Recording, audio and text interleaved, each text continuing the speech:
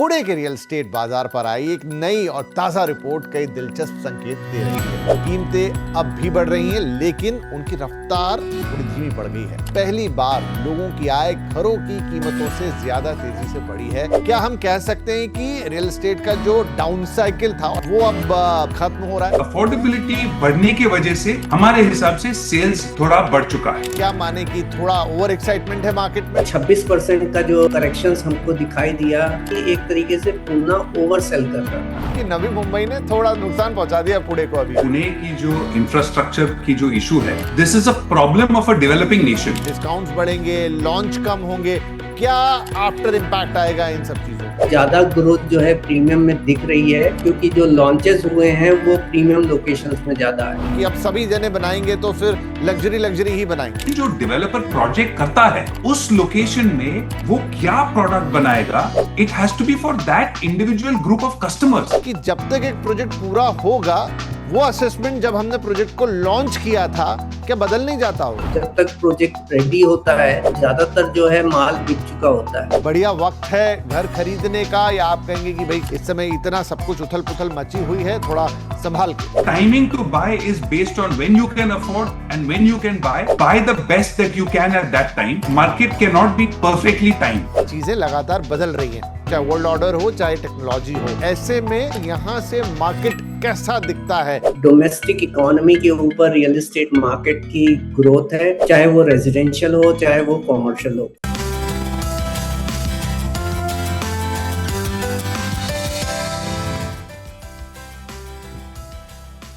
Hello, welcome and बहुत बहुत स्वागत है आपका सीएनबीसी आवाज पर। आप देख रहे हैं the real estate show powered by signature global. आपके साथ मैं हूं आपका होस्ट विपिन भट्ट, और बहुत बहुत आपका वेलकम है और बहुत बहुत शुक्रिया भी कि आप लगातार इस शो को एक अच्छी मार्किंग दे रहे हैं। आपको हमारे एपिसोड्स पसंद आ रहे हैं, क्योंकि अब आपके विचार हमें सीधे यूट्यूब पर कमेंट बॉक्स में मिल जाते हैं और टीवी पर भी रेटिंग्स में अंदाज़ा तो लग ही जाता है। हालांकि रेटिंग्स काफ़ी समय से उस तरीके से तो नहीं मिली है हमें, क्योंकि उस पर एक तरीके का ब्लॉक था due to the West Asia संकट, लेकिन आइडिया रहता है कि कैसा कर रहा है ये कार्यक्रम, और आपका प्यार हमें हमेशा मिलता रहता है, तो बहुत बहुत धन्यवाद उसके लिए। लेकिन आज एक और अहम टॉपिक के साथ हाजिर हैं आपके लिए ये शो लेकर, और वो है कि क्या रियल एस्टेट बाजार में फिर बाहर लौट रही है या ये तेजी सिर्फ एक सतह तक सीमित है? इन सवालों का मतलब क्या है, जैसे जैसे मैं आपको आगे बात करूंगा समझ में आता जाएगा। क्या घरों की बढ़ती बिक्री इस बात का संकेत है कि बाजार पूरी तरह से पटरी पर लौट चुके हैं, या फिर डेवलपर ज़रूरत से ज़्यादा सप्लाई लाकर आने वाले वक्त का जोखिम को खुद ही बढ़ा रहे हैं? और सबसे बड़ा सवाल, क्या अब घर खरीदने वालों के लिए मोल भाव और बेहतर डील का वक्त आ गया है? पुणे के रियल एस्टेट बाजार पर आई एक नई और ताज़ा रिपोर्ट कई दिलचस्प संकेत दे रही है। 3 साल बाद पहली बार घरों की बिक्री बढ़ती हुई दिखाई दी है। कीमतें अब भी बढ़ रही हैं, लेकिन उनकी रफ्तार थोड़ी धीमी पड़ गई है। अच्छी खबर यह भी है कि 5 साल में पहली बार लोगों की आय घरों की कीमतों से ज्यादा तेजी से बढ़ी है, यानी अफोर्डेबिलिटी में सुधार हुआ है। लेकिन तस्वीर का दूसरा पहलू भी उतना ही अहम है। नए प्रोजेक्ट्स की लॉन्चिंग बिक्री से कहीं ज्यादा तेजी से ऊपर जा रही है, और बाजार में अनबिके घरों का मूल्य रिकॉर्ड 92,000 करोड़ रुपीस तक पहुंच गया है। तो सवाल ऐसे में यह आएगा कि क्या डेवलपर जरूरत से ज्यादा आक्रामक या एग्रेसिव हैं?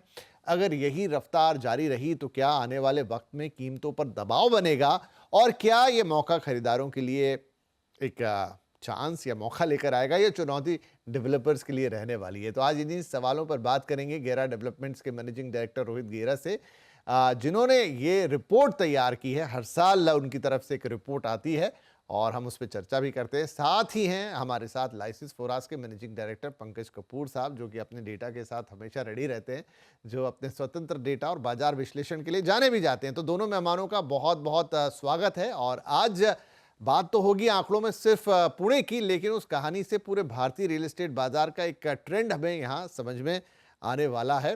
तो चलिए इस बातचीत की शुरुआत करते हैं। रोहित सर, आपकी रिपोर्ट कहती है कि 3 साल बाद बिक्री में एक तरीके का प्लस दिखाई दिया, वापसी हुई है। क्या हम कह सकते हैं कि रियल एस्टेट का जो डाउन साइकिल था, और एटलीस्ट जहां तक पुणे की बात है, वो अब खत्म हो रहा है? विपिन जी, देखिए, जो जो बिक्री कम हुई थी हम्म। उसके हमारे हिसाब से दो कारण हैं। और ये दो कारण है। एक तो जो घरों के दाम बढ़ रहे थे, 10%, 8%, 12% बढ़ रहे थे। दूसरी बात है कि जो घरों की जो साइजेस थी, कोविड की वजह से डेवलपर को ऐसे लगा कि लोगों को जो घर चाहिए उनकी साइजेस उन्हें ज्यादा बड़े घर चाहिए थी।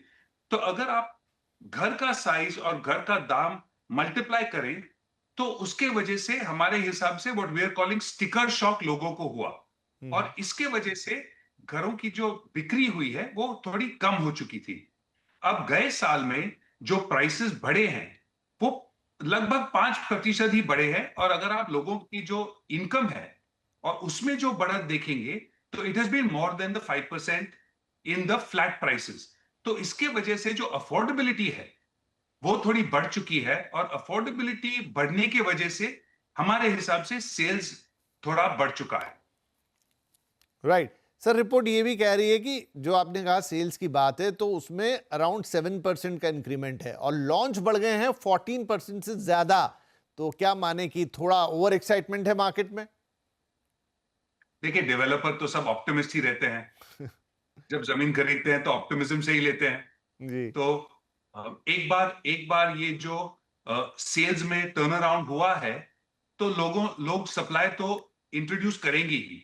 अब हम हमारे दाम कितने बढ़ते हैं, that is the most important. अगर सप्लाई बढ़ गया लेकिन दाम इतना नहीं बढ़ा, घर के प्राइसेस नहीं बढ़े, तो सेल्स में कोई मुश्किल नहीं होनी चाहिए।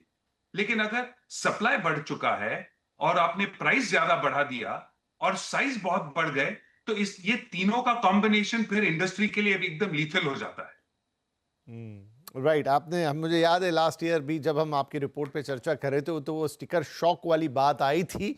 वो पिछले साल की बात है, लेकिन आप कह रहे हैं कि वहां से कहानी आगे बढ़ गई। पंकज साहब, तो ये तो रोहित जी की अपनी रिपोर्ट जिस पर हर साल हम चर्चा करते हैं। अच्छा, एक अच्छी बात ये भी है कि एक डेवलपर अपनी तरफ से एक रिपोर्ट लेकर आते हैं, उसमें एक एनालिसिस देते हैं। बट आपका जो डेटा है वो क्या कहानी बता रहा है पुणे की? क्या आपको भी लगता है कि रिकवरी वहां दिखाई दे रही है?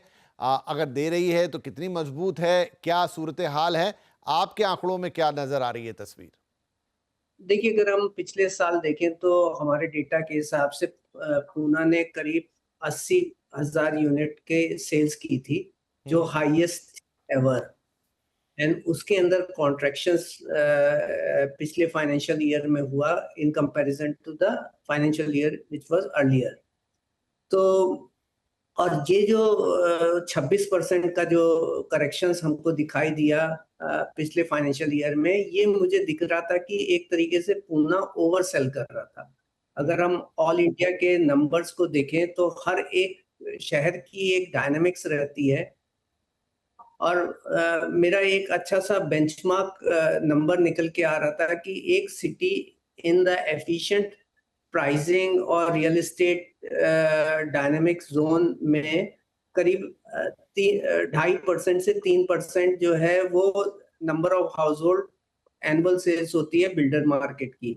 तो मुंबई के अंदर अगर 1,60,000 यूनिट बिक रही है तो उसके कंपैरिजन वो यूनिट जो है वो 2.5% number of household MMR region के लेवल पे है। और ये आपको बैंगलोर में भी दिखेगा, आपको हैदराबाद में भी दिखेगा। एनसीआर में कम है क्योंकि एनसीआर आज भी अंडर सप्लाइड और अंडर सोल्ड है, लेकिन मेजॉरिटी ऑफ द सिटीज जो है एक एफिशिएंट प्राइसिंग जोन के अंदर 2.5 से 3% का माल बेच रही थी। Poona frankly speaking last year के कंपैरिजन में ओवर सेल कर रही थी 4% के करीब। तो अगर हम जो कॉन्ट्रैक्शन देखते हैं सेल्स के अंदर तो ये दिखता है कि जो निवेशक थे, जो लोग मुंबई से घर खरीद रहे थे और जो आउटस्कर्ट्स मार्केट से घर खरीद रहे थे, उसमें गिरावट हुई। मैं अगर एक डेटा देख रहा था अभी रजिस्ट्रेशन डेटा पिछले 12 साल का, तो उसके अंदर अगर आप एनालिसिस कीजिए तो केवल 64% के जो घर बिकते हैं पूना में वो पूना के रहने वालों के होते हैं। बाकी जो 46% के जो घर बिकते हैं पूना के अंदर, इसकी इसकी जो बायर हैं ये दूसरे शहरों के हैं, जो पेरिफेरल रीजन्स ऑफ पूना है, अकोला है, नागपुर है, इंक्लूडिंग इंदौर है, नवी मुंबई है, दूसरे शहरों से ओनली 64% जो है ये तो बड़ा वो इंटरेस्टिंग फैक्ट लग रहा है। एक मिनट आपको बीच में रोकूंगा, ये बड़ा एक इंटरेस्टिंग फैक्ट है। अब मुझे नहीं पता कि दूसरे शहरों की कहानी क्या कहती है। अगर 64% बायर एक शहर के उसके पास है और 36% जो है वो बाहर से आके इन्वेस्ट कर रहे हैं, मैं मानूंगा कि इन्वेस्टर ही हैं या इनका कहीं कोई कनेक्शन है। अच्छा, रोहित सर गर्दन हिला रहे हैं कि इन नो क्या है सर, आपके हिसाब से क्या कहानी है? विपिन जी, ये इनके जो फैक्ट्स है वो शायद सही है। हम जो देखते हैं कि पुणे में जहां जो आईटी के लोग काम के लिए आते हैं, दे लाइक दिस सिटी और फिर वो यहां रहना चाहते हैं। तो एक बार 2-3 साल हो गया, नौकरी स्टेबल हो गई, आप शादी हो गई समझो, बच्चे पैदा हो गए, स्कूल में डाल दिया, तो then you decide Pune is the place I want to live. तो India is seeing a rapid urbanisation. हर सिटी में गांव से टियर 2 टियर 3 सिटीज से, टाउन से लेके टियर 1 टियर 2 में लोग रहने आ रहे हैं। तो it is a natural expectation कि यहां आएंगे, यहां अपना घर बसाएंगे और फिर यहां घर खरीदेंगे। There is nothing surprising to me about that. ये तो हम हमारे सेल में हर महीने हर साल we see this all the time. अच्छा, इसमें ना एक इंटरेस्टिंग पॉइंट सर जोड़ना चाहता हूं, और ये मैं अब काफी समय से देख रहा हूं। ये आपने जो बात बताई, and I think Pankaj sir भी उससे एग्री करेंगे, Pune being a good city और वहाँ का माहौल, वहाँ की चीज़ें, जो वहाँ आ जाता है तो उसको लगता है कि अब यहाँ पे रह लूँ, और जिसकी क्षमता होती है वो एक घर खरीद लेता है, और आई थिंक बहुत सारे लोग उसे अपना ही शहर बना लेते होंगे। लेकिन एक इंटरेस्टिंग, कल मैं जब अपना हमारा जो दूसरा शो है प्रॉपर्टी गुरु वो रिकॉर्ड कर रहा था, तो उसमें क्वेरी आई सर, और क्वेरी थी गुरुग्राम से, और उन्होंने कहा कि मुझे एक मंजरी में लोकेशन थी, वहाँ पे एक प्रोजेक्ट बताया, कंपनी का भी नाम मैं ले दूंगा, ऐसी कोई बात नहीं, और एक सेकंड लोकेशन उन्होंने बताई मुंबई की, एमएमआर की। तो मैंने कहा कि आप बात कर रहे हैं गुरुग्राम से, आप एक लोकेशन कह रहे हैं पुणे की, दूसरी है मुंबई की, तो इज देयर एनी कोरिलेशन? तो उन्होंने कहा नहीं, मैं तो गुरुग्राम से कभी बाहर ही नहीं गया अपने जीवन में, लेकिन फला कंपनी वाले लोग मेरे पास आए थे, 2 प्रोजेक्ट बताए, एंड मुझे लगा इंटरेस्टिंग है, तो अब मैं कंफ्यूज हूं कि पुणे में खरीदूं कि मुंबई में खरीदूं। तो उनका कोई कनेक्शन नहीं था शहर से, ना वो कभी आने वाले थे, बस जस्ट दैट। तो जो हमारे मेहमान थे उन्होंने भी जस्ट थोड़े लाइटर वे में कहा कि अब ये टेक्नोलॉजी और तमाम चीज़ों के चलते अब ये बड़ा कॉमन सा हो चला है कि एक आदमी जो बहुत रिमोट प्लेस पे बैठा है वो भी अब दूसरे शहरों में इन्वेस्ट करने लगा है, उसको भी एक कॉन्फिडेंस मिला है। तो मैं ये जस्ट बात बताना चाह रहा था कि ये वन ऑफ क्वेश्चन नहीं है, पिछले 1 सवा 1.5 या 2 साल से लगातार मैं ऐसे सवाल देख रहा हूं शो के ऊपर, और वो बढ़ते भी जा रहे हैं, जहां पर ना उन्हें कभी उस शहर में पहुंचना है, ना उनका कोई कनेक्शन है, लेकिन फिर भी वो एक पर्टिकुलर शहर में इन्वेस्ट करना चाहते हैं। तो शायद हमारे रियल एस्टेट के लिए अच्छा है, मैं मानता हूं कि ये साइन है जो ट्रस्ट पैदा करता है। पंकज साहब आपकी राय, और गेरा साहब आप दोनों की राय इस पर चाहूंगा। पंकज जी। सर, ये मैंने देखा है कि अभी दूसरे शहरों से लोग भी इंटाइस होते हैं एक एरिया में जहाँ पे आपकी रेंटल यील्ड अच्छी है, प्रॉपर्टी के एप्रिसिएशंस के स्कोप अच्छे हैं और प्राइस में प्रोडक्टिविटी है, और यही कारण है। और पूना हमेशा से मैं गेरा जी से जो है डिसएग्री नहीं करता हूँ, बिल्कुल कंप्लीटली एग्री करता हूँ कि लोग बाग पूना में काम करने और पढ़ने आते हैं और उसके बाद यहाँ पे सेटल हो जाते हैं। तो बहुत सारी ऐसी पॉपुलेशन होती है जो पूना में आकर के रहना चाहती है।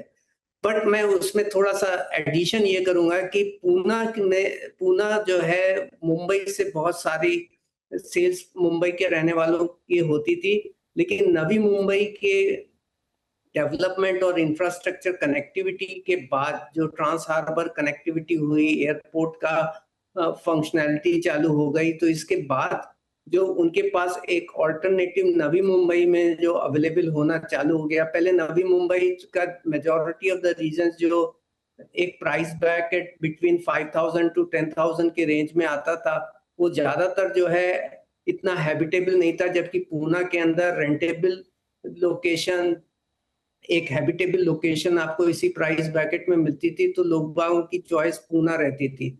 इसका जो है इम्पैक्ट पूना को हो रहा है। और दूसरा ये है कि इसमें जो मैं ये बोलूंगा कि करेक्शन हो रहा है, क्योंकि प्राइजेस में भी जो थोड़े बहुत बढ़ोतरी हुई, और पूना ने अपनी इनकन्वीनियंसेस बढ़ा दी हैं, क्योंकि डेंसिटी बढ़ गई है, ट्रैफिक की इश्यूज बढ़ गए हैं। तो जो इसके पास इसके जो पॉजिटिव पॉइंट्स थे उसमें कुछ रिटार्डेशन हुआ, और दूसरी जगह पे जहाँ पे इम्प्रूवमेंट हुआ उसकी वजह से डिमांड का परकोलेशन होता हुआ दिखाई दिया।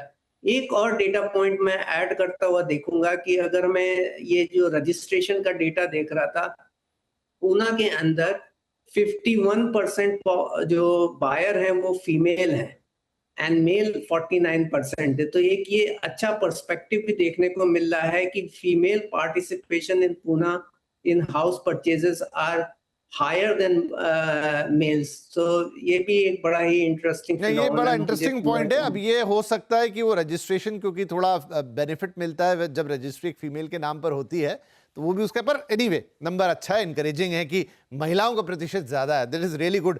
और अच्छा, आपने एक लंबा चौड़ा पर्सपेक्टिव अभी दिया, लेट्स सी कि गेरा साहब उससे एग्री करते हैं कि नहीं, कि नवी मुंबई जो है अब वो पुणे की जो थोड़ी सी चीजें हैं वो जो उसका बेनिफिट था वो चुरा रहा है।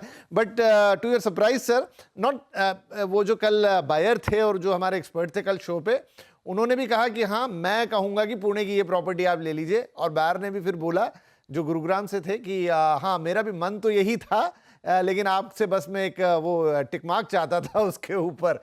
एनीवे, तो मैं जस्ट ये कह रहा था कि अभी ये काफी होने लगा है कि बिल्कुल अनरिलेटेड सेल्स आने लग गए। वरना पहले तो हम जनरल सलाह आप लोग यही देते थे ना कि जहां रहते हैं वहीं खरीदिए, वहीं आप देखभाल कर पाएंगे। बट अब काफी लोग हैं जो कि बाय कर रहे हैं अक्रॉस द बाउंड्रीज। एनीवे, वो एक पर्सपेक्टिव हुआ। दूसरा पर्सपेक्टिव जो पंकज जी ने दिया, रोहित सर, क्या आप एग्री करेंगे कि नवी मुंबई ने थोड़ा नुकसान पहुंचा दिया पुणे को अभी अभी?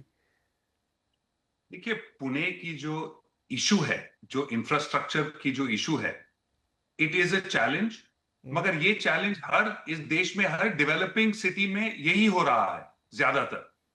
आप बैंगलोर में देखिए कितना समय लगता है to go from place to place. This is a problem of a developing nation.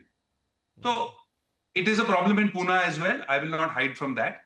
अगर आप हिस्टोरिकली देखें तो Pune originally was a retirement city. तो बंबई से लोग अपना फ्लैट बेचते थे, यहाँ पुणे में सस्ते में घर खरीदते थे, and it was a great climate, very welcoming. तो लोग यहाँ रिटायरमेंट के लिए आते थे।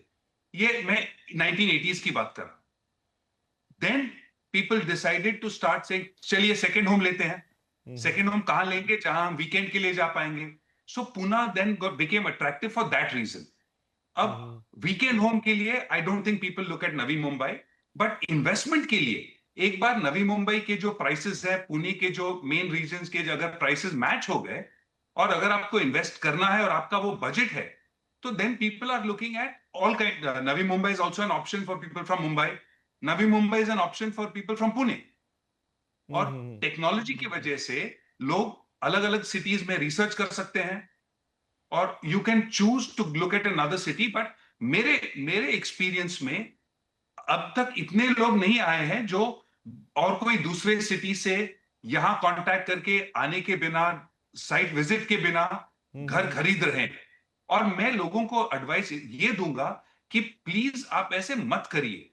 आप रिमोटली कहीं रह रहे हो, कुछ देखा नहीं, कुछ, अगर आप 1990s में और 2000s में अगर देखें तो एनआरआईज की जो सबसे बिगेस्ट प्रॉब्लम्स थी, वो उन्होंने दुबई से, अमेरिका से इंडिया में फ्लैट खरीदा, 8 साल 10 साल बाद आए, और जमीन वैसे का वैसा था, कुछ कंस्ट्रक्शन नहीं, कुछ नहीं। तो it is very important, please protect your sales. और जहां भी आप घर खरीदना चाहते हैं, तो एक बार विजिट करिए। रोहित सर, इसमें थोड़ा एक चीज मैं पूछना चाहूंगा। इसके बड़ा इंटरेस्टिंग आपने एक एस्पेक्ट दे दिया है, और इसमें दो, आई थिंक दो अलग अलग ब्रांचेस होंगी। एक ब्रांच, बिल्कुल आपका कहना सही है कि आप वहीं घर खरीदें। आपने उदाहरण भी दिया कि पहले लोगों ने खरीदा और उन्हें कुछ नहीं मिला, कोई कंस्ट्रक्शन नहीं हुआ। बट नाउअडेज जो हमने पिछले पोस्ट में रेरा कहूँगा, जो चेंजेस आए हमारे सिस्टम में पूरे, हालांकि मैं अभी भी मानता हूँ कि रेरा के आने से घर खरीदार को उस तरह का सुकून या आराम तो आज भी नहीं मिला है, बट इवेंचुअली हमारा जो सिस्टम है थोड़ा ऑर्गेनाइज तो हो गया, नंबर वन।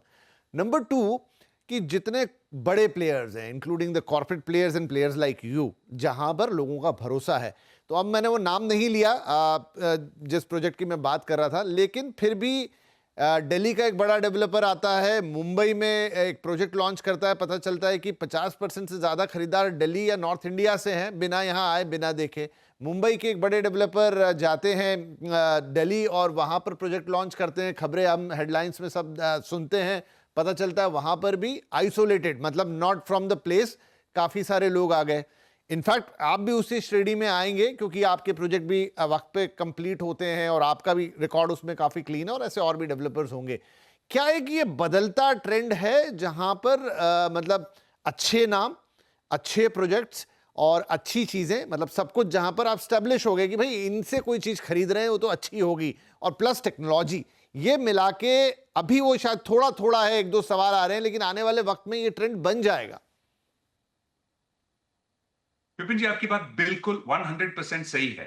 देखिए, जिन्होंने सालों से कस्टमर को अपने सेंटर पे रखते हुए डिलीवरी किया है, ट्रैक रिकॉर्ड है, तो customers are rewarding those people today.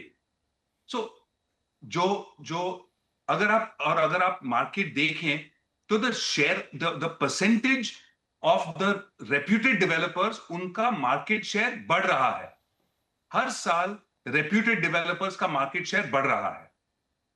अगर आप 10 साल पहले देखें तो जितना भी इस मार्केट में फ्रेगमेंटेशन था वो थोड़ा बहुत कम हो चुका है।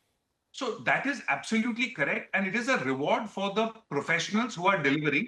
और उसके वजह से एक बार आपको डेवलपर पे ट्रस्ट है और भरोसा है तो बेशक आप उनके साथ अलग अलग प्रोजेक्ट में जा सकते हैं, लेकिन ऑलवेज रिमेंबर कि डेवलपर का इंटरेस्ट जो है वो उन्हें बेचने का इंटरेस्ट है। तो उनका उनका इंटरेस्ट खुद का है। आप उन पे भरोसा बेशक करिए कि डिलीवरी होगा, लेकिन मार्केट में जो अप्रिसिएशन है कितना बढ़ेगा, ये आप रेंट पे चढ़ा पाओगे कि नहीं, वो थोड़ा खुद पे थोड़ा रिस्पॉन्सिबिलिटी रख के doing that homework I think is necessary. Right, right, good perspective. Pankaj ji, आपकी राय इस पर?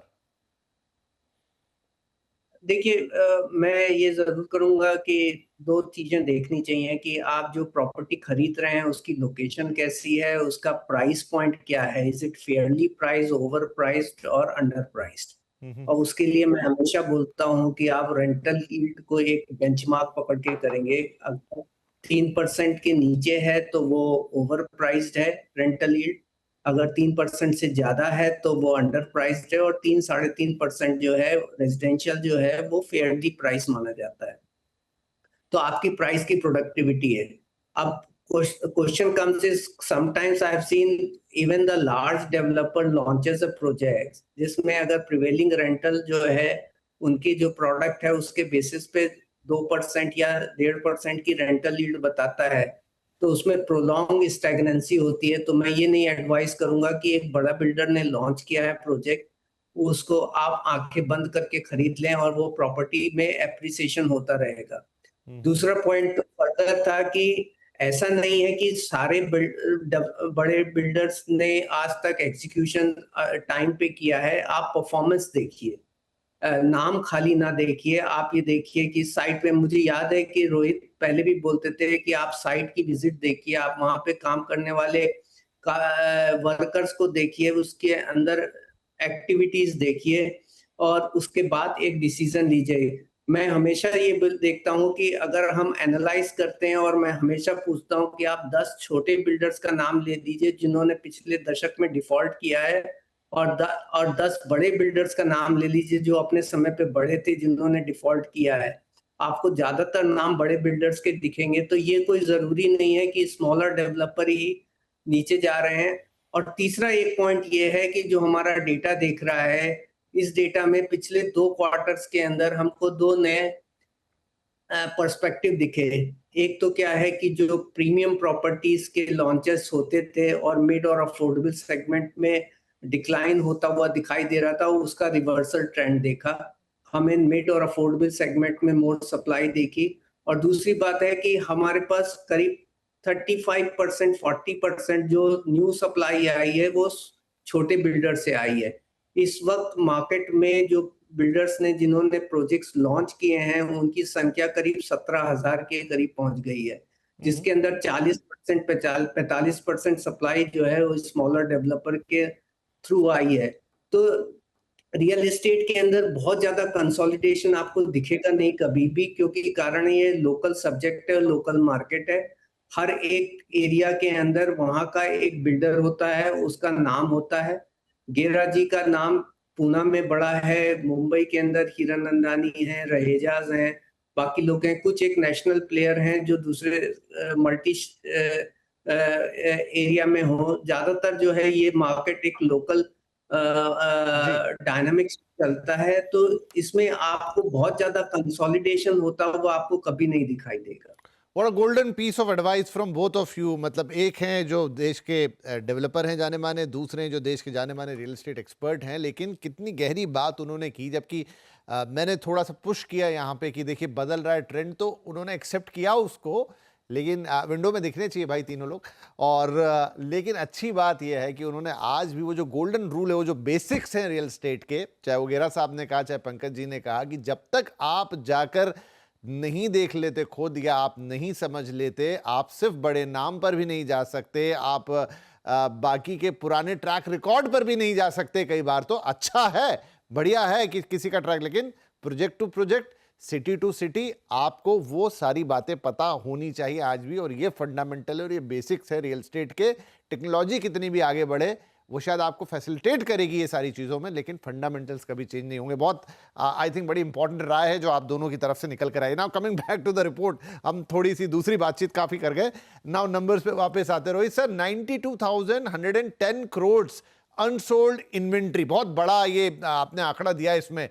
क्या ये सिर्फ नंबर है या हम माने कि ये कुछ इंडिकेशन भी दे रहा है, रेड फ्लैग भी दिखा रहा है? मेरे हिसाब से इसमें कुछ रेड फ्लैग, इतनी बड़ी रेड फ्लैग नहीं है।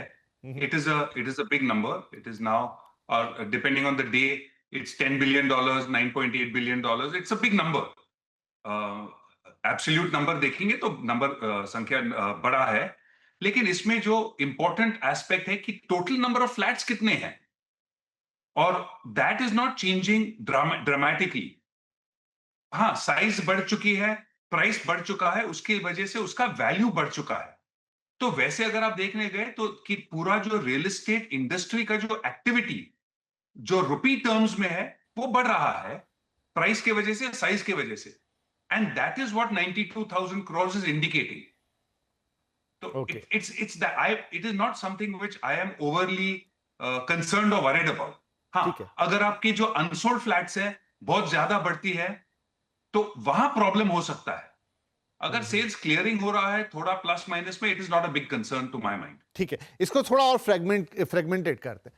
आपकी रिपोर्ट में ये भी आ रहा है कि प्रीमियम सेगमेंट में सबसे ज्यादा दबाव है, मतलब इसी अनसोल्ड इन्वेंट्री को आगे लेकर जाएं। तो इसका तो क्या मतलब है कि जो एक नेशन वाइड ट्रेंड जिसकी बात हो रही थी कि भाई बड़े और महंगे घर एक समय में खूब बिके, लेकिन अब वहां पर सेल्स जो हैं वो धीरे धीरे थम रहे हैं। पूना में भी यही है? देखिए, वहां जो सप्लाई आया है, ज्यादातर सप्लाई उस सेगमेंट में है। तो अगर आप पूरा सिटी का देखें तो there is an increase of 14% in overall supply. लेकिन जो प्रीमियम प्लस सेगमेंट में है, जहां जहां percentage of supply is more, वहां प्राइस ज्यादा बढ़ गए, साइज थोड़ा ज्यादा बढ़ गया, तो वहां का जो स्टिकर शॉक है उसका इंपैक्ट थोड़ा ज्यादा है। तो वहां का इन्वेंट्री का जो ओवरहैंग है हमारे हिसाब से, that is at 13.5 months। It is the highest amongst all the other price segments, and that is a little cause for concern कि 13.5 महीने की जो इन्वेंट्री है वो थोड़ा एवरेज, हिस्टोरिकल एवरेज से थोड़ा ज्यादा है। तो that is a place to be a little bit cautious. अभी मेरे हिसाब से डेवलपर्स ये डेटा देखेंगे, खुद अपने मार्केट में पूछताछ करेंगे, उनको यही इंफॉर्मेशन मिलेगा कि यहाँ थोड़ा सप्लाई ज्यादा है, और उनका जो नया सप्लाई है वो अलग सेगमेंट में जाके सप्लाई वो ऐड करेंगे। तो ये इन्वेंट्री क्लियरिंग में जाके, it is not a alarming situation right now, but it is something to watch. अच्छा, यहीं पे जो नंबर्स अभी स्क्रीन पे भी चल रहे हैं, एक बार फिर से वो नंबर्स आप देखिए। नए लॉन्चिंग में ये तो लॉन्च के नंबर हैं, लेकिन जो सेल्स वाले नंबर थे वो फिर से हम देखते हैं एक बार। वो नंबर दिखा रहे थे हमको कि जो 600 से 800 स्क्वायर फीट है वाले घर, उनकी जो बिक्री है वो 19% घटी है इनफैक्ट, राइट? और जो 1400 से 1600 स्क्वायर फीट वाले घर है उनकी बिक्री है वो 33% बढ़ी है। एम आई राइट सर? करेक्ट। इनफैक्ट मैं आपको ये बता दूं कि अगर आप ट्रेंड देखें तो 2022 में 600 और 800 स्क्वायर फुट के बीच के जो फ्लैट्स थे वो एक साल में 16,000 फ्लैट्स बिके। वो गए साल में 6,000 फ्लैट्स बिके हुए। From 16,000 in 4 years it has come down to 6,000। और अगर आप 1400 से 1600 स्क्वायर फुट देखें तो वो 5,000 फ्लैट से लेके 12,500 फ्लैट्स गए साल में बिके हैं, 1400 टू 1600। तो ये पूरा मार्केट का डिमांड का जो रिवर्सल है, देखिए डेवलपर का जो सप्लाई आता है, it is a response to the demand from the consumer. तो ये कंज्यूमर का जो डिमांड है वो कंप्लीटली शिफ्ट हुआ है। और इसके वजह से आप देखें तो 1 बेडरूम के जो लॉन्चेस है वो कम हो चुके हैं, 3 बेडरूम के लॉन्चेस है वो ज्यादा है। So it is a response to the market. अभी प्राइस थोड़ा ज्यादा बढ़ गया, 3 बेडरूम में सेल स्लो हो गए, डेवलपर्स फिर से 2 बेडरूम और 1 बेडरूम ले आएंगे मार्केट में। तो ये बड़ा इंटरेस्टिंग है। लेकिन पंकज सर, अब इस ट्रेंड को कैसे डिकोड करे कि अगर यही ट्रेंड मान लीजिए जारी रहता है, अभी बड़े घर बिक रहे थे तो बड़े घरों का सप्लाई इकट्ठा हो गया, अब थोड़ा सा समय परिस्थितियां बदल गई, बहुत सारे दूसरे चीज़ें भी रहते हैं जिसपे काफ़ी सारे डिसीजन निर्भर करते हैं घर खरीदारी के, तो क्या यहाँ से कीमतों में थोड़ी सॉफ्टनेस आएगी, डिस्काउंट्स बढ़ेंगे, लॉन्च कम होंगे, क्या आफ्टर इम्पैक्ट आएगा इन सब चीज़ों का? सर देखिए, मैं हालांकि इन्वेंट्री के ऊपर मैंने आज तक बहुत ज्यादा बोला है और मुझे लोग बाग मदेड़िया बोलने लगे थे मार्केट के अंदर। लेकिन मैं एक चीज बोलता हूँ कि इन्वेंट्री एक सेलिब्रेशन है रियल एस्टेट के लिए, क्योंकि आपके पास सप्लाई है टू सेल। और अगर इन्वेंट्री ओवरहैंग आपका 20 और 24 मंथ्स के नीचे है तो मार्केट एफिशिएंट है।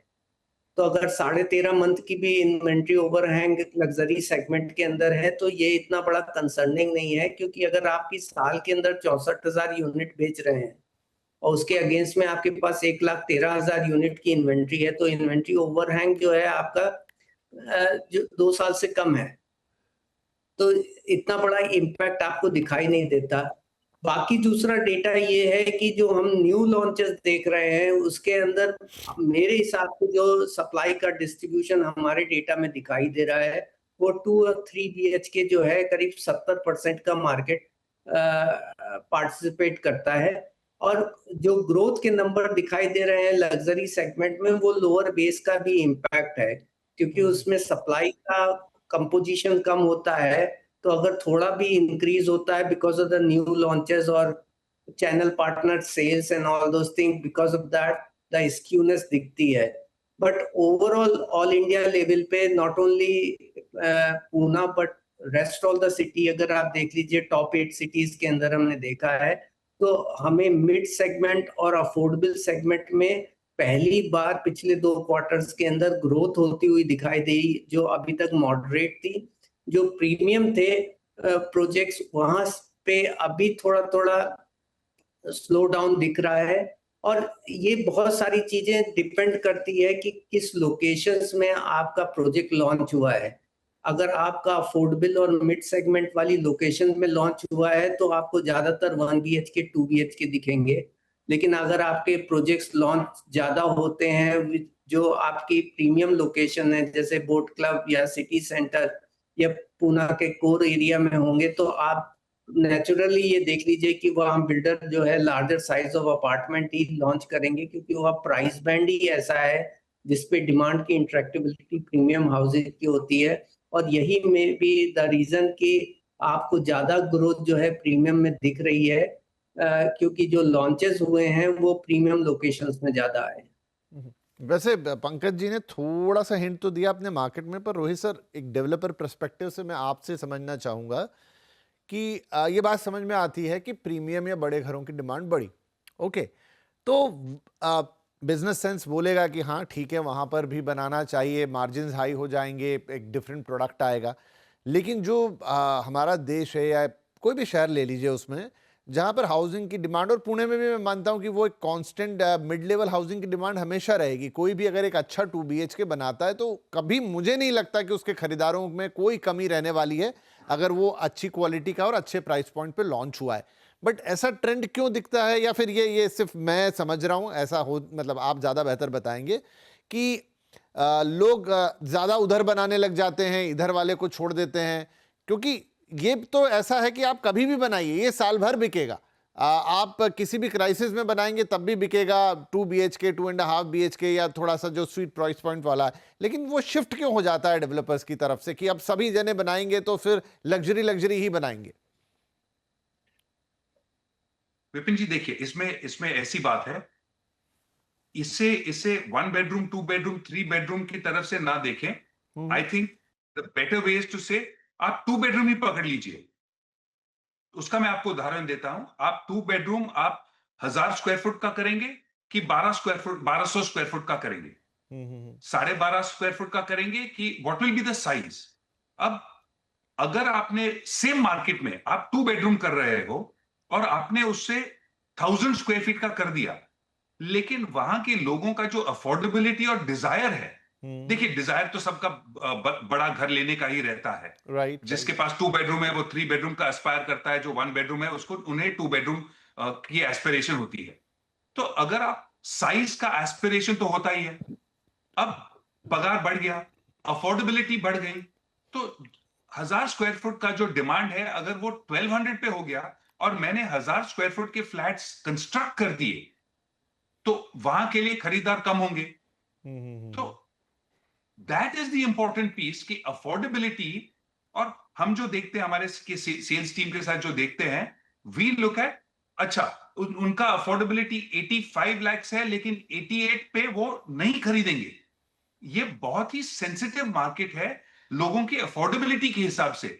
हम जो यहां बात करते हैं, we talk at a macro level, पूरे सिटी की लेवल, देश के लेवल के हिसाब से बात करते हैं। लेकिन जो डेवलपर प्रोजेक्ट करता है वो इंडिविजुअल प्रोजेक्ट करता है, वो individual small group of customers के बारे में सोचता है और उस लोकेशन में वो क्या प्रोडक्ट बनाएगा, it has to be for that individual group of customers. तो ये नेशनल लेवल और हाइपर लोकल लेवल में बहुत फर्क पड़ जाता है। Right, right, and right. That the big differences. हाँ जी, वेरी गुड इनसाइट। और थोड़ा सा डीप जाता हूं। पंकज जी, मुझे बताइए, अब फिर रोहित जी अगर उसमें कुछ ऐड करना है तो वो भी कीजिएगा, कि देखिए अभी जो डायनेमिक्स हैं, मतलब जैसे रोहित सर समझा रहे थे कि किसी की रिक्वायरमेंट क्या है, लोगों की पगार बढ़ी, ये वो तमाम चीज़ें। अब पुणे वैसे तो वहाँ पर मैन्युफैक्चरिंग भी है, लेकिन एक IT सिटी भी है, एक बड़ा IT सिटी भी है। IT का भी अब माहौल देखिए बड़ा ही बहुत ही कहना चाहिए कि अनप्रिडिक्टेबल है। किसी दिन कुछ, किसी दिन कुछ, किसी दिन कुछ, कभी अच्छा कभी बुरा। अब एक रियल एस्टेट प्रोजेक्ट को तो बनने में 4 से 5 साल लगते हैं अगर वो सब समय पे चले, वरना 7 साल भी पकड़ लीजिए। इतने समय में जो रेट ऑफ चेंज है आजकल, चाहे कहीं युद्ध हो गया है, कहीं AI का इम्पैक्ट आ गया है, सारी चीजें इतनी तेजी से बदल रही हैं कि जब तक एक प्रोजेक्ट पूरा होगा, वो असेसमेंट जब हमने प्रोजेक्ट को लॉन्च किया था, क्या बदल नहीं जाता होगा? देखिए अभी मैं इसको दूसरे ढंग से देखूंगा कि बिल्डर जब लॉन्च करता है तो माल बेचने लगता है, और जैसे जैसे वो बनाता जाता है वैसे वैसे उसमें इन्वेंट्री कम होती रहती है। तो जब तक प्रोजेक्ट रेडी होता है तब तक उसमें रिमेनिंग जो इन्वेंट्री होती है वो 5% से नीचे होती है। तो ज्यादातर जो है माल बिक चुका होता है। और फॉरवर्ड लुकिंग ये होता है इसके अंदर सेल्स। तो हालांकि कंस्ट्रक्शन में जो है वो थोड़ा लेट मिलता है। तो ये जो आपका पॉइंट है कि आज मार्केट की डायनामिक्स के ऊपर, कि आज के दिन अगर युद्ध होता है या फिर AI का इम्पैक्ट आता है, तो आज की मौजूदा जो इम्पैक्ट है उसके बेसिस पे आपकी सप्लाई पे इम्पैक्ट पड़ता है। फॉरवर्ड लुकिंग इम्पैक्ट जो है वो इतना ज्यादा नहीं रहता है। उसमें ये जरूरी है कि बिल्डर थोड़े कॉशियस ये हो सकते हैं कि वो लॉन्च कम करें। और रियल एस्टेट मैंने एक तरीके से देखा है, अगर पिछले 2 दशक का एक्सपीरियंस बताऊं, कि एक कोविड आया जब पूरे इस देश में नहीं और पूरे दुनिया भर में जो है इकोनॉमिक स्लो डाउन था, सब कुछ था, लेकिन उस पीरियड में सबसे ज्यादा सेल्स हुई। तो इंडिया का रियल एस्टेट मार्केट जो है वो डोमेस्टिक डिमांड पे और हाउसिंग की शॉर्टेज पे है। एज लॉन्ग एज प्राइस में प्रोडक्टिविटी है और एफिशिएंसी है, लोग बाग घर खरीद रहे हैं। और जब घर खरीदने वाला आदमी होता है वो एक सेंस ऑफ कंफर्ट तक नहीं पहुंचता है, जहां उसको जॉब स्टेबिलिटी नहीं दिख रही है, जहां पे उसके पास रिक्वायर्ड इक्विटी है और सर्विस मतलब इतनी कैपेबिलिटी है कि उस हाउस की ईएमआई को वो सर्विस कर सके। जी, मेरा तब तक मेरा वो पंकज जी सवाल यही था। ये बात तो समझ में आ गई कि एक आज के सिनेरियो में आपने लॉन्च किया, मेजॉरिटी ऑफ प्रोजेक्ट आपका चलिए साल भर के अंदर बिक गया। जब जब वैसे तो आजकल साल भर में भी चीजें बदल रही हैं, इतना तेज हो गया है सब कुछ, बट स्टिल। लेकिन उस व्यक्ति ने जिसने अभी खरीदा है, कितने लोग होते होंगे जो एक साथ पूरा पैसा देके खरीद लेते होंगे? मेजॉरिटी, अगर मैं एक ठीक ठाक मिड लेवल हाउसिंग की बात करूं तो वो तो ओवर द इयर्स उसकी ईएमआई पे करने वाला है। आगे जाके कल कुछ हो गया तो उसका क्या इम्पैक्ट आएगा? मतलब यार डेवलपर को शायद फर्क ना पड़ रहा होगा, तो क्या ये बंदे को फर्क पड़ेगा? वो जो थोड़ी सी कहानी उलझेगी उसको कैसे समझूं? इसके अंदर सर मैंने ये देखा है कि आज के दिन कुछ एक इंश्योरेंस के भी प्रोडक्ट आ गए हैं, जहाँ पे ईएमआई इंश्योरेंस भी कि in case you the job, तो उसकी आप पॉलिसी ले सकते हैं और ये कवर हो जाता है। लेकिन मैंने अभी तक इस तरीके के फिनोमेनन को देखा नहीं है कि वहां जहाँ पे ऐसा जरूर हुआ था 2007-2008 में, जब इन्वेस्टर थे जिन्होंने मल्टीपल घर खरीदे थे, अपनी कैपेबिलिटी से ज्यादा निवेश किया था और ये सोच के किया था कि वो प्राइस बढ़ेगा और उसको लिक्विडेट कर करके उसको एग्जिट कर लेंगे और प्रॉफिटेबल एग्जिट हो जाएगी, और उसमें जब वो फंस गए तो उसके बाद उन्हें भारी नुकसान हुआ। तो ये मैंने उस वक्त का फिनोमेनन देखा है। मैंने मेरे अपने हिसाब से ये है कि आज के दिन और अभी तक मैंने ये नहीं देखा कि एक एंड यूजर है वो जाके के घर खरीद रहा है और जहाँ पे उसके पास श्योरिटी नहीं है कि उसका जॉब जो है वो कंटिन्यू होने वाला है, और अगर कोई भी इम्पैक्ट होता है तो आज बहुत सारे लेंडर्स अगर इस तरीके की प्रोफाइल वाला कस्टमर होगा तो इंसिस्ट करते हैं कि आप एक इंश्योरेंस ले लीजिए, जिसके थ्रू जो है आप एक कवर अप कर सकते हैं अपने इसीलिए लॉस ऑफ आरबीआई ने ईएमआई इन केस। हाल फिलहाल में वो नियम भी बड़े सख्त किए हैं, जहां पर अब वो ये तो कह रहे हैं कि आप किसी भी घर खरीदार खास तौर पर उसका करंट स्टेटस तो चेक कीजिए ही कीजिए। आप ये भी असेसमेंट निकाल के लाइए कि आने वाले 5-7 साल में उसकी जॉब रहेगी नहीं रहेगी, जॉब की सिक्योरिटी क्या है। ये सब भी आरबीआई ने अपने मैंडेट में कहा है कि भाई बैंकों को ये सारा फ्यूचर असेसमेंट भी करना है किसी को लोन देते वक्त। शायद उसके पीछे ये रीजन हो सकते हैं। बहरहाल आप भी अपने पर्सपेक्टिव दीजिएगा रोहित सर, और साथ में सवाल भी जोड़ देता हूं आपकी रिपोर्ट से कि 5 साल बाद रिपोर्ट बताती है पहली बार अफोर्डेबिलिटी सुधरी, जिसका आपने शुरू में भी जिक्र किया कि जितने घरों के दाम नहीं बढ़े उससे ज्यादा लोगों की तनख्वाहें बढ़ी हैं। तो क्या वाकई में मतलब जिनकी भी तनख्वाहें बढ़ी हैं उनके लिए एक बढ़िया वक्त है घर खरीदने का, या आप कहेंगे कि भाई क्योंकि इस समय इतना सब कुछ उथल पुथल मची हुई है तो थोड़ा देखभाल के, थोड़ा संभाल के?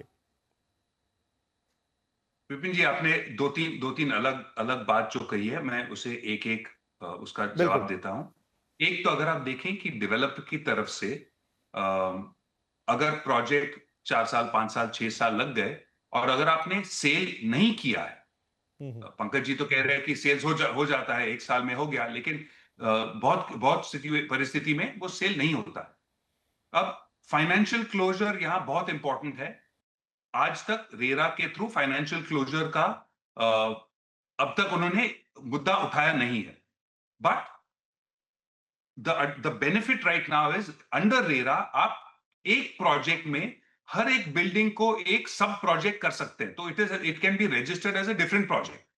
तो आपका जो रिस्क है वो एक ही प्रोजेक्ट पे, एक लार्जर प्रोजेक्ट में, वो एक छोटा बिल्डिंग में या एक बिल्डिंग में आपका रिस्क लिमिट हो जाता है अंडर रेरा।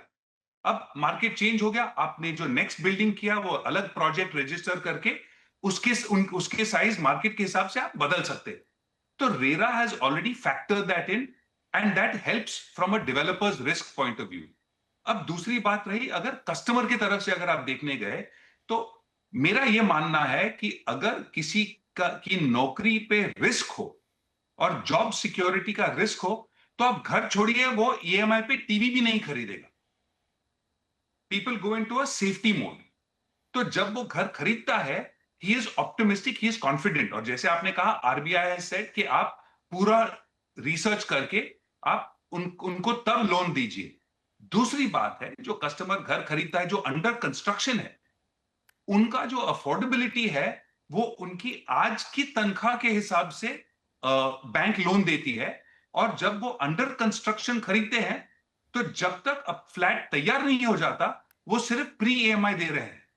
और जो पहले इंस्टॉलमेंट में उन्होंने समझो 10% उन्होंने बोरो किया, तो उनका प्री ईएमआई सिर्फ उस पे रहता है। तो people do their planning with that in mind, and therefore there is a lesser risk for them. अगर समझो किसी की नौकरी, they lose their job, then they are in a situation वे उन्हें या तो कैंसिल करना है, अग्रीमेंट के हिसाब से उनको फॉलो करना पड़ता है। और ऐसे नहीं है कि ये नहीं होता है, we have seen this, it is an unfortunate reality, and people have to go through it. So that is as far as on that side.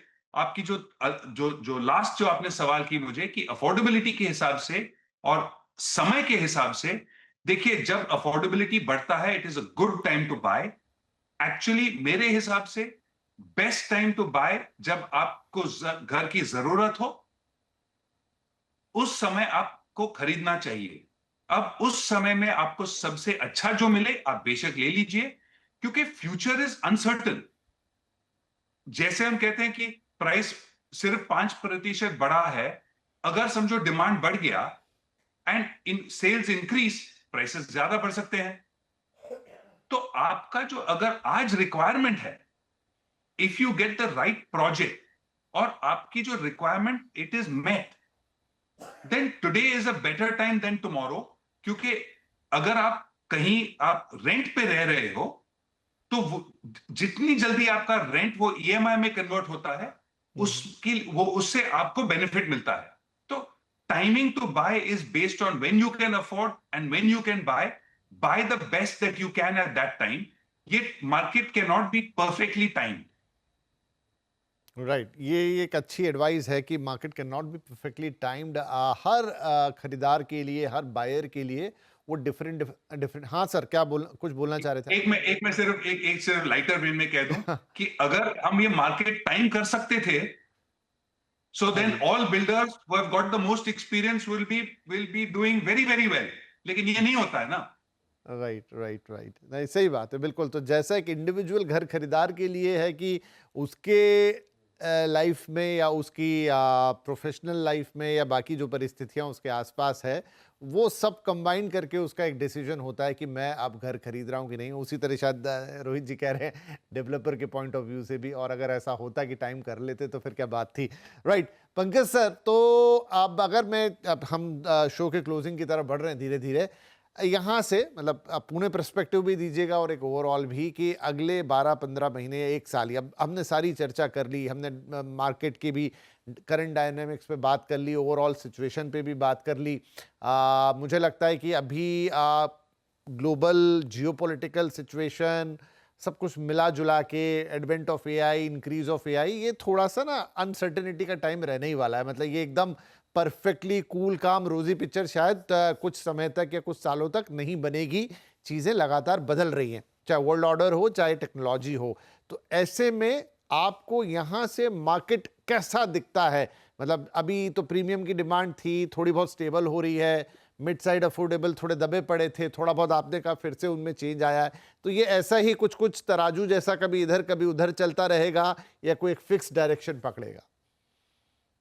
देखिए, अगर हम पिछले 3 साल 4 साल देखें तो हमने इन सब अनसर्टेनिटीज के साथ रहना सीख लिया है।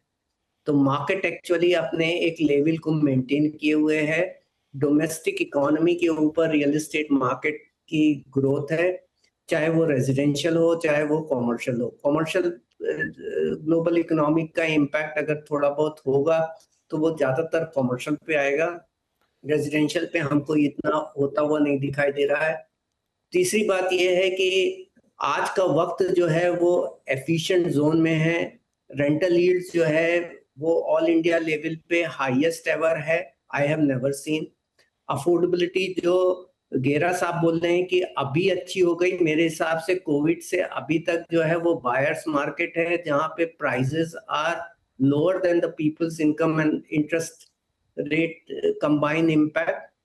सो अगर आप देखें तो इस वक्त की अफोर्डेबिलिटी ये 2004-2005 के अफोर्डेबिलिटी से भी बेटर है, अगर हम कंपेयर करें interest adjusted affordability and inflation adjusted prices के बेसिस पे। और यही कारण है आपको बहुत ज्यादा स्लो डाउन कहीं दिख नहीं रहा है।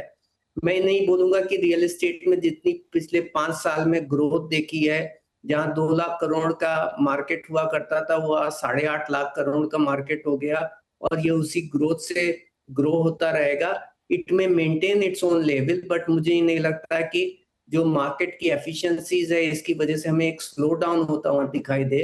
मैं ये सोचता हूँ कि ये आज भी बायर्स मार्केट है और बेस्ट मार्केट है, सप्लाई सबसे अच्छी है, और यही कारण है कि एक एंड यूजर और जो घर का ग्राहक का एस्पायरेंट है उसके लिए गोल्डन टाइम है to choose, negotiate and purchase. Right. Rohit sir, आपकी राय। और मैं इसमें बस एक अपनी लाइन जोड़ रहा हूं कि मुझे लगता है सबसे एफिशिएंट मार्केट वो है जहां पर हर घर खरीदार के लिए मौका है। अगर मुझे प्रीमियम प्रॉपर्टी खरीदनी है तो मेरे लिए प्रीमियम ऑप्शन भी मौजूद हो, मुझे एक मिड लेवल की, मिड साइज की प्रॉपर्टी खरीदनी है कंसिडरिंग ऑल अदर एस्पेक्ट्स, तो वो अवेलेबल हो। और अगर मुझे शुरुआत करनी है और एक अफोर्डेबल प्रॉपर्टी से शुरुआत करनी है, चाहे वो मेरे अपने लिए या घर निवेश भी लोग करते हैं, नो डाउट, कुछ गलत नहीं उसमें, वो तो हर तरीके का प्रोडक्ट बाजार में उपलब्ध हो, डिपेंडिंग पर्सन टू पर्सन है कि उसकी अपनी कैपेबिलिटी, वो अपनी लाइफ साइकिल में कहां खड़ा है, लेकिन ऑप्शन सारे उसके पास हो। विपिन जी, आपकी बात सही है। As long as there is a home for everyone, that is absolutely the good market.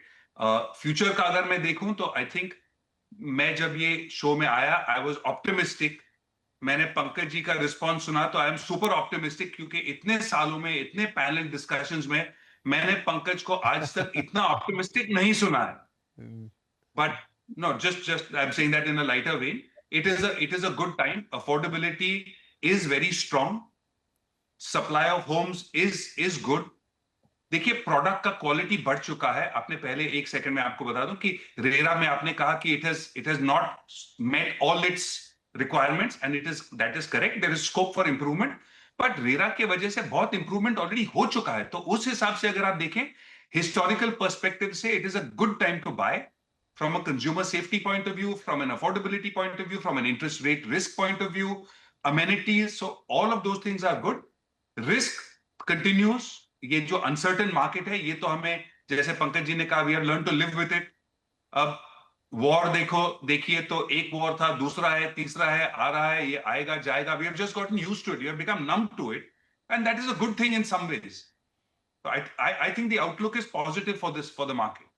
जी, और मुझे तो ऐसा लग रहा है कि जो हाल फिलहाल का इतिहास है, चाहे वो कोविड हो, चाहे वॉर्स हो, चाहे वो फिर अनसर्टेनिटी बिकॉज ऑफ एआई और कुछ भी हो, तो जितनी सिचुएशन अनसर्टेन और टिपिकल है, रियल एस्टेट मार्केट उतना बेटर परफॉर्म कर रहा है। मतलब वो सभी के पॉइंट ऑफ व्यू से, कई लोगों ने घर खरीदे इन्हीं मौक़ों पर, और डेवलपर्स के लिए भी वो एक मौका बना कि उनके घर बिके। और मार्केट डायनामिक्स है, कभी प्रीमियम प्रॉपर्टी ऊपर, कभी मिड ऊपर, कभी साइकिल्स में चलता है, हम सब जानते हैं।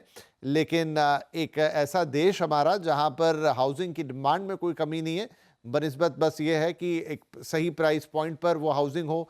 किसी को मिड लेवल पे चाहिए, एक अच्छा होम लोन मिल जाए, वो भी कई बातों पे निर्भर करता है आजकल। और सबको अपने घर की एस्पिरेशंस तो है ही इस वक्त में। बहुत बहुत धन्यवाद। बात सिर्फ थी आज की पूना फोकस एक रिपोर्ट थी, बट आई थिंक जो पॉइंट हमने डिस्कस किए, जो पूरा सिनेरियो हमने डिस्कस किया, वो देश के किसी भी रियल एस्टेट मार्केट के लिए उतना ही सही है। एक्सेप्ट नंबर्स हमने सिर्फ एक पर्टिकुलर सिटी के डिस्कस किए, और जिन लोगों का पूना में इंटरेस्ट है उनके लिए तो ये एक वर्थ वॉचिंग होगा ही होगा, लेकिन बाकी लोगों के लिए भी उतनी ही उपयोगी जानकारी।